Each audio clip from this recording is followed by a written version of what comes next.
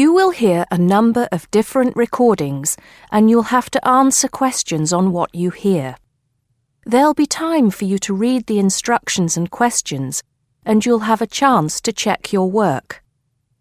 All the recordings will be played once only.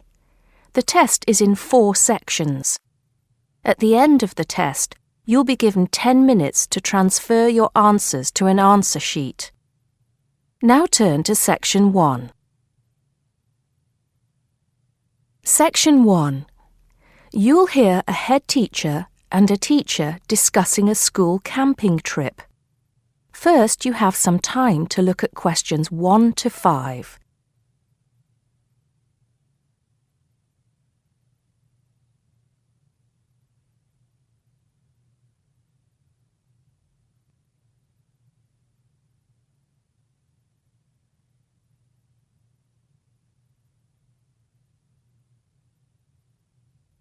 Now we shall begin. You should answer the questions as you listen because you will not hear the recording a second time. Listen carefully and answer questions 1 to 5. Good morning, Mr. Thompson. Can I speak to you for a moment? Of course, Jamie. Come in. Have a seat.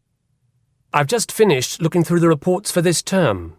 It looks like the pupils are doing very well. Yes, I think they are. It's all going fine. So, Jamie, what's on your mind? Well, I've been thinking about next month's camping trip, the one for Year 10. Yes, we've got it scheduled for the 23rd to the 26th, if I'm not mistaken. Actually, I think it's the 24th to the 27th. Let's just check. Oh, right. Yes, you're right. So... Well, I've been thinking about how we might possibly make this year's event even better than last year's. Not that last year's wasn't great, but... Suggestions for improvement are always welcome, Jamie. So, what have you been thinking about? Well, to tell the truth, I wasn't completely happy with the camp we used last year. It was rather small, and I didn't feel that the grounds were particularly well kept. Go on. I did some searching, and I think I found the perfect spot. It's called Shepton Meadows, and... Is that the campsite in the Lake District? No, actually it's just outside Carlisle. It's a huge site, and it's on a lovely lake, Lake Brant, I believe it's called. Half the site is forested, and the rest, the actual camping area, is grassy. For kids that rarely get to see anything more than concrete, it's ideal. And the facilities are amazing. There's a basketball court, a large pool, and a football pitch. There are well-marked trails through the forest for hiking, and the lake is there for swimming and other water sports. I believe there's even a lifeguard service. That sounds like it might suit our purposes perfectly. Did you happen to find out about availability and cost? Yes, as a matter of fact, I did. I called them yesterday evening, and there are plenty of spots available. And because we're a non-profit organisation, they said they would give me a reduction in the price. If I remember correctly, we paid £5 a head last year. Yes, per night, right? Yes, each child paid £10 for the 2 nights. Well, at this campsite, it's only £4 per night. And they told me that if we had over 50 children, which we do, they could give us a further 10% off. That's very reasonable, isn't it? Well, from what you've told me, I think we should probably go ahead and book. Excellent. I'm sure the children will love it. I'm sure they will. Before you hear the rest of the conversation, you have some time to look at questions 6 to 10.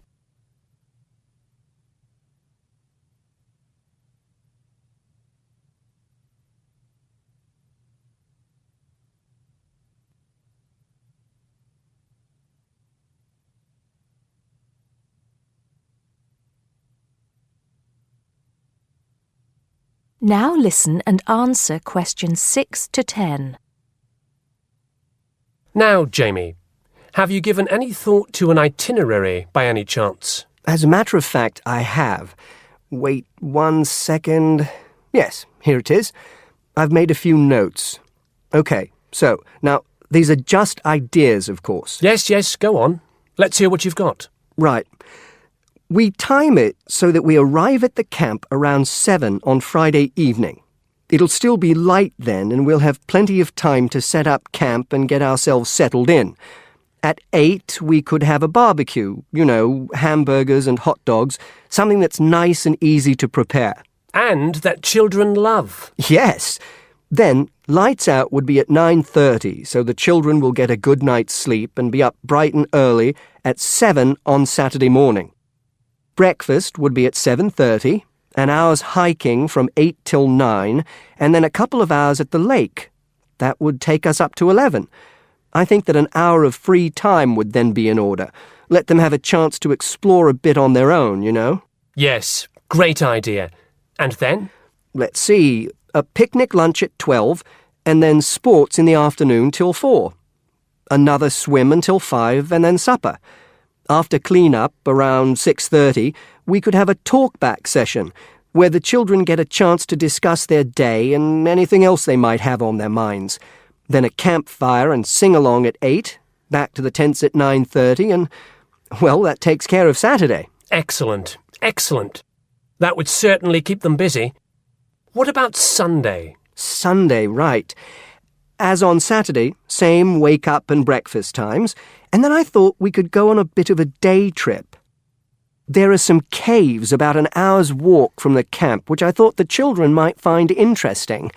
We could leave at 8, which would mean we'd get to the caves at 9. They could explore for a couple of hours, and we'd head back at 11. 12 o'clock would see us back at the meadows.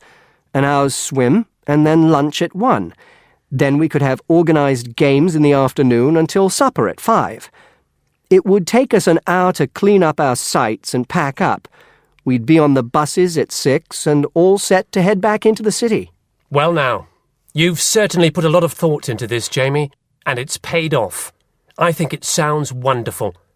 I can't think of a thing that needs to be changed. Let's go for it. Brilliant. I'll get the itinerary printed up and put it up on the notice board this afternoon. That is the end of section 1. You now have half a minute to check your answers.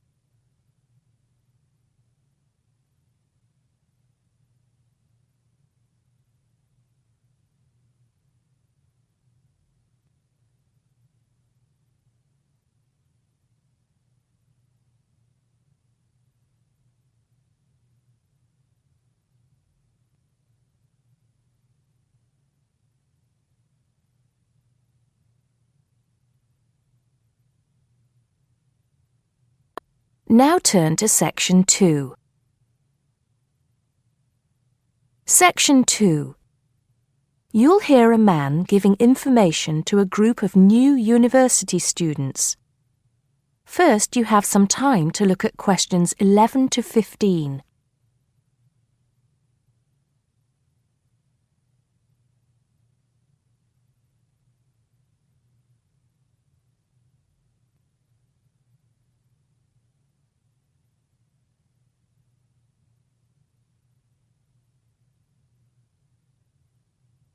Now listen carefully and answer questions 11 to 15.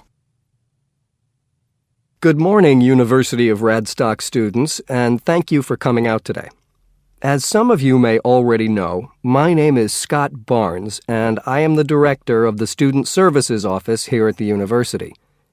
I'm here today to give you some information about what Student Services has to offer you. To begin with, let me just say that I feel that our office will play an important role in the way that all of you will experience your time here at Radstock as students. Primarily, our center is geared towards providing answers to any questions you may have. Because all of our reception staff are currently enrolled as students at Radstock, we feel that we're in an excellent position to deal with any issues you may face during your time here at the university. As I said earlier, the Student Services Office is mainly a place where you can have your queries answered. However, the office is more than that. For example, if you come and visit us, you can pick up your student discount cards. Now, with these cards, which come at no additional cost to you, you can take advantage of reductions of up to 40% on all forms of public transport in the city. In addition, the cards are honored at many shops and restaurants in the area, giving you the chance to save up to 35% off food, beverages, and other purchases. Our office is also the place you should visit if you would like to get involved in any of the 30 different clubs and societies available at Radstock. Come in any time between 10 and 3 on weekdays and sign up to become a member of the university choir or orchestra, the drama or debating club, the university trivia team. The list goes on and on. For new students, I cannot stress enough how vital it is to participate in the non-academic side of university life. Yes, we are here to work hard and do our best at our studies, but student life is also about having fun and meeting like-minded people. So, bearing that in mind, make sure that you get involved and enjoy yourselves. Before you hear the rest of the talk, you have some time to look at questions 16 to 20.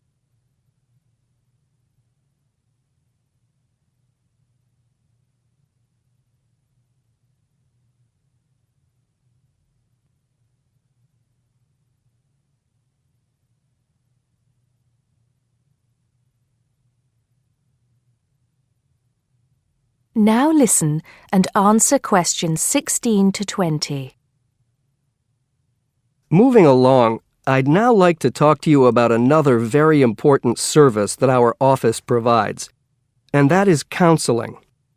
I'm sure that you are all well aware that there are times in life when things can go wrong and times can get tough.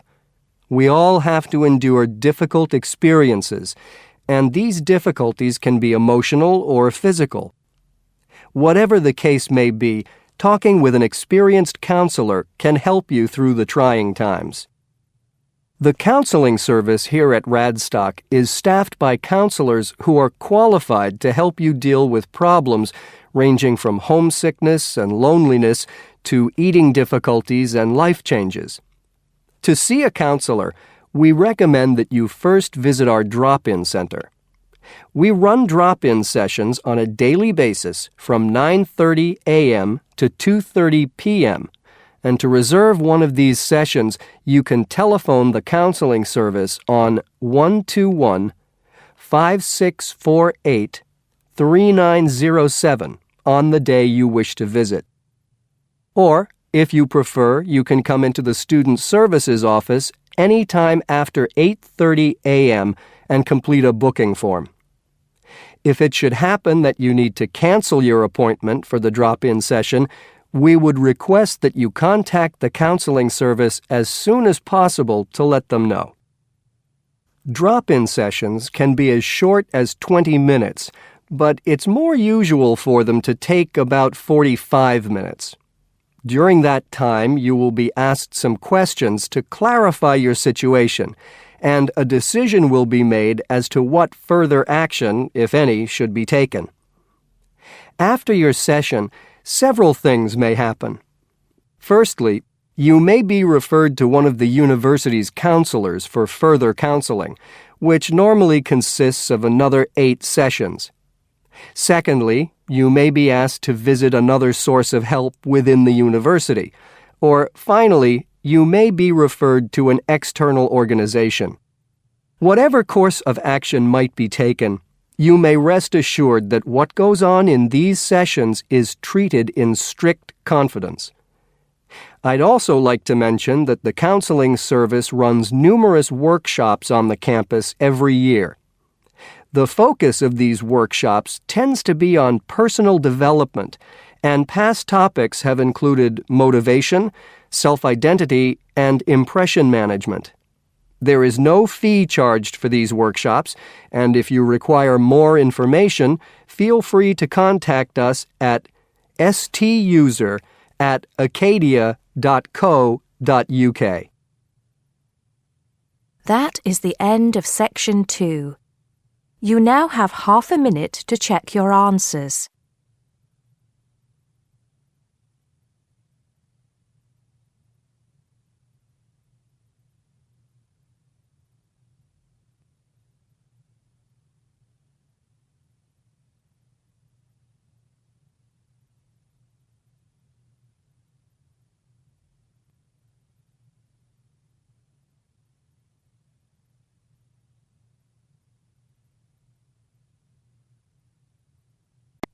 Now turn to Section 3. Section 3.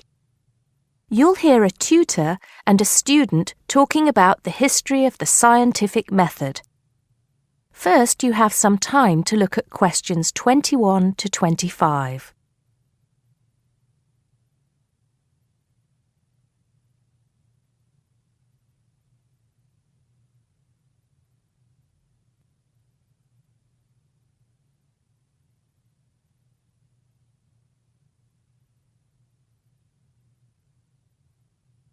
Now listen carefully and answer questions 21 to 25.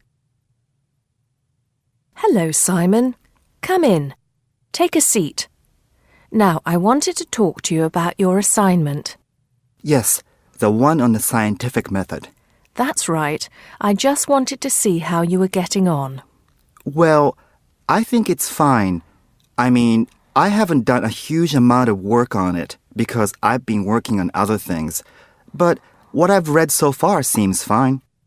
How many of the references that I gave you have you managed to get hold of? Not too many, I'm afraid. It seems that everyone else is working on the same things at the same time. And every time I look, the books are checked out from the library. Right. Well, I think that we can go over the main ground together now. That way, even if you don't manage to go through all the references in detail, you'll still have an overview. What has helped you most so far? I've managed to have a look at 3 of them. I thought that Johnson made some good points, but it was hard to follow the line of her argument. Bradman was simple and straightforward, and I felt as if I got a lot out of that. I wish I could say the same for Whittaker. To be honest, I didn't get very far with that. Okay, that's more or less what I'd expect. So tell me, what have you learned so far about the role of the Egyptians and the Babylonians? Yes.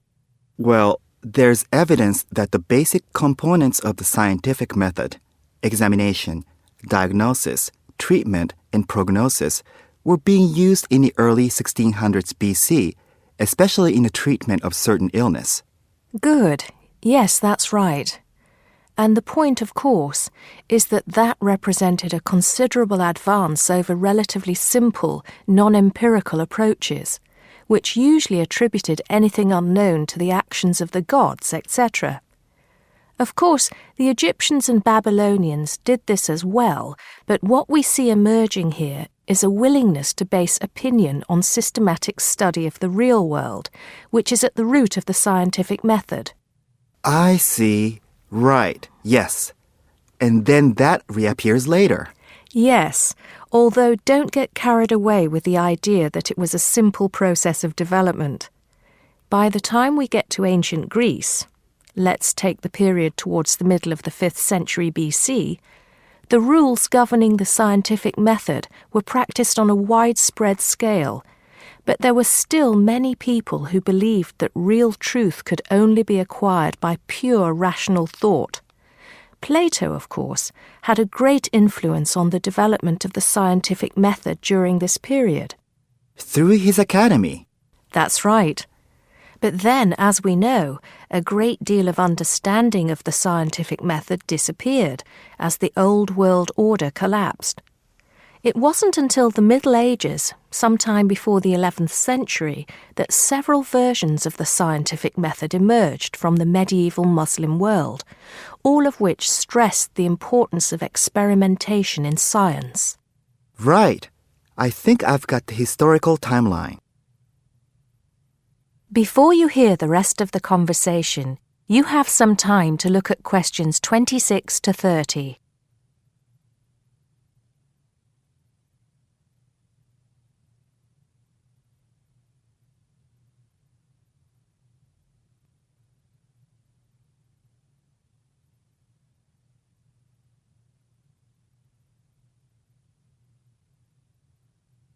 Now listen and answer questions 26 to 30. The other thing I'm struggling with slightly is actually pinning down precisely what we mean by the scientific method. I wonder if you could give me some pointers on that. Sure. Well, it's best to think of the scientific method as a series of steps in a process which allows us to find answers to questions about the world around us. So the first step is to identify the problem. What is it that you want to know or explain? And then I think the next step is designing an experiment. But you can't design an experiment unless you know what you want your experiment to tell you. Oh, yes. You need to form a hypothesis to be tested before you design the experiment. So there's a very clear relationship between hypothesis and experiment. Having designed the experiment, then of course you go on to carry out the experiment. The particular procedure you follow, the protocol, will differ from experiment to experiment, but the underlying principle is the same. You analyze the data from the experiment in order to confirm or disprove your hypothesis. Assuming the experiment is accurate. Oh, yes. If there's anything unusual about the data, or if the results are at all surprising, then you need to ask yourself whether the experiment could be flawed and whether the data could be unreliable. If the answer is yes, then it may be necessary to modify the experiment and go through the process again. So, once you have reliable, valid results, then the final step is to communicate them. The wider scientific community needs to know about the results, and publication in journals is the accepted way. Okay, I think I've got the basics. It's going to get more complicated as we begin to look at some people who have criticized the scientific method. So you need to make sure that you understand things up to this point. Let me know if you have any further problems with it. That is the end of section 3. You now have half a minute to check your answers.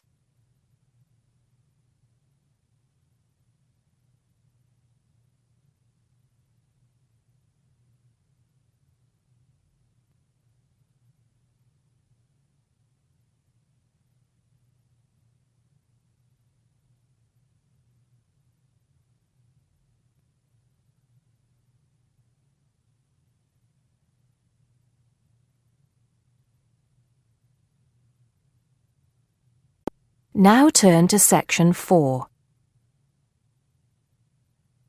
Section 4. You'll hear a teacher talking about several British art galleries. First, you have some time to look at questions 31 to 40.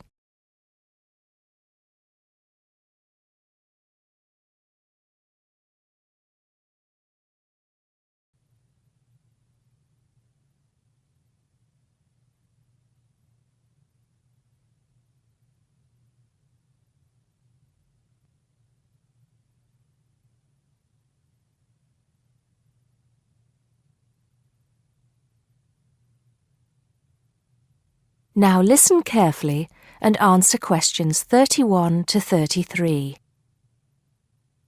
Good afternoon. Welcome to the first class of V100 Art and History. The objectives of the course, as you will have seen if you've taken a look at the syllabus, include familiarizing yourselves with the vocabulary and language of art, learning about the basic elements of art and design, and finally, discussing historical periods as they pertain to art. The course will also give you the opportunity to visit some of the many galleries and museums that Britain has to offer.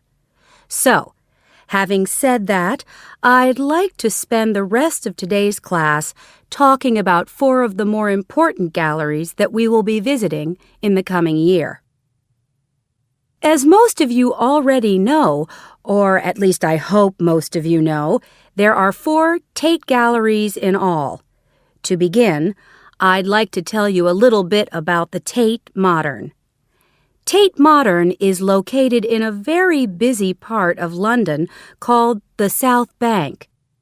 It's close to 2 world-renowned tourist attractions, St. Paul's Cathedral and Shakespeare's Globe Theatre. Now, Interestingly enough, Tate Modern is housed in what was a power station built in several stages between 1947 and 1963. It was closed down in 1981 and reopened as a gallery in the year 2000. Tate Modern consists of 5 levels, with the Tate collection being shown on the 3rd and 5th levels. On level 2, the works of contemporary artists are exhibited, while level 4 is used for holding large temporary exhibitions. Since this museum opened, it has become a popular spot for both Londoners and tourists alike. And believe it or not, it doesn't cost anything to get in to see the collection displays.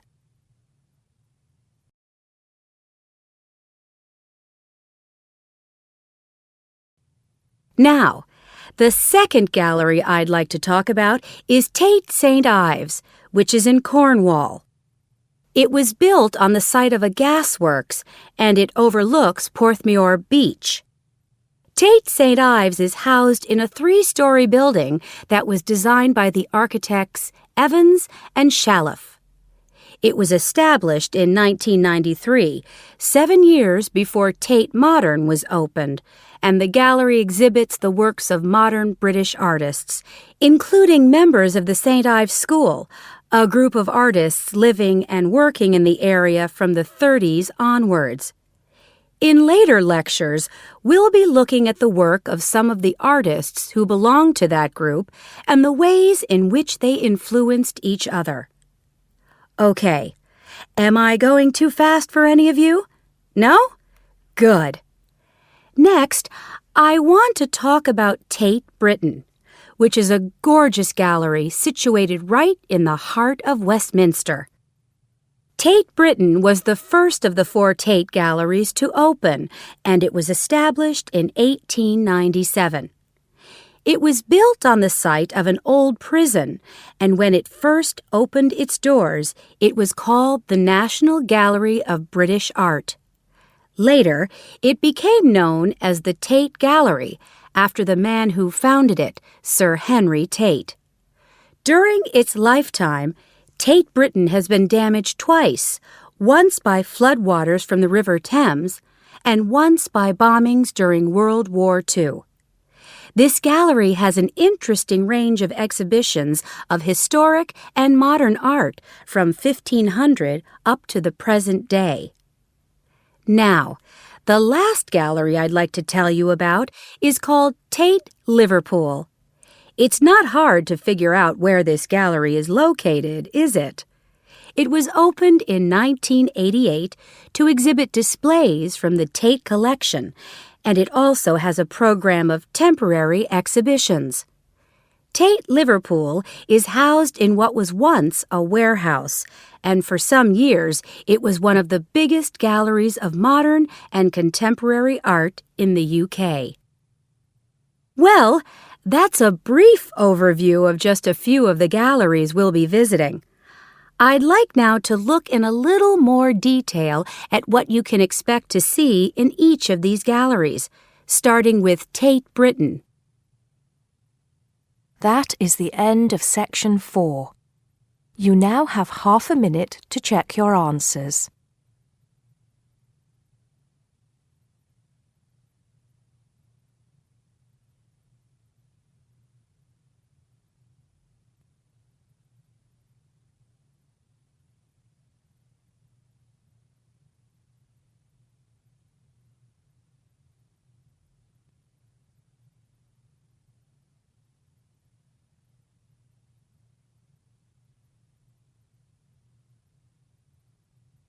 That is the end of the listening test.